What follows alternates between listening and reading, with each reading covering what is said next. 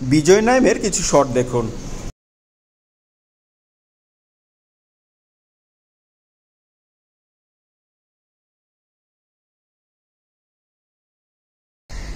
Dhaka premier division cricket লিগে 11তম রাউন্ডের ম্যাচে শেখ জামাল ধানমন্ডি ক্লাবকে 10 উইকেটের বিশাল ব্যবধানে হারিয়েছে আবাহনী লিমিটেড। বৃহস্পতিবার লিগ পর্বের ম্যাচে দাপুটে জয় পায় আকাশ ইন্ডেলের শিষ্যরা। এদিন টস হেরে প্রথমে ব্যাট করতে নেমে শরীফুল তাসকিনদের সামনে দাঁড়াতেই পারেনি সাইফ সুহানরা। 50 ওভারের ম্যাচে মাত্র 23 ওভারেই গুটিয়ে যায় শেখ জামালের ইনিংস। মাত্র 88 রানে অল আউট হয় সাকিব সোহানের দল। সাকিব এই মুহূর্তেও আমেরিকাতে অবস্থান করার কারণে শেখ জামালের হয়ে মাঠে নামা হয়নি। ইনিংসের সর্বোচ্চ 23 রান আসে সৈকত আলীর ব্যাট থেকে।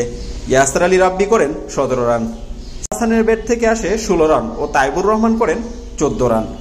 একাদশের বাকি ব্যাটাররা আউট হন 1 অঙ্কের রানে। আবাহনীর পক্ষে একাই 4টি উইকেট তুলে নেন পেসার শরীফুল ইসলাম। 2টি করে উইকেট পান তাহমেদ ও তানভীর ইসলাম। মাত্র 89 রানের লক্ষ্যে ব্যাট করতে নেমে এনামুল হক বিজয় ও নাঈম শেখের অপরাজিত জুটিতে কোনো উইকেট না হারিয়েই জয়ের বন্দরে পৌঁছে যায় আবাহনী। 2 ছক্কা ও 4-4-এ 40 বলে 53 রানে অপরাজিত থাকেন নাঈম শেখ। অন্যদিকে এনামুল হক বিজয় 3 ছক্কা ও 3-4-এ 22 বলে 37 রান করে অপরাজিত থাকেন। এতেই 10 ওভারে জয় পায় আবাহনী। উইকেট নিয়ে man of the match Shoriful Islam. চলতি ডিপিএলে 11 ম্যাচের সবগুলোতে জিতে 22 পয়েন্ট নিয়ে সবার উপরে অবস্থান করছে ডিফেন্ডিং চ্যাম্পিয়ন আবাহনী।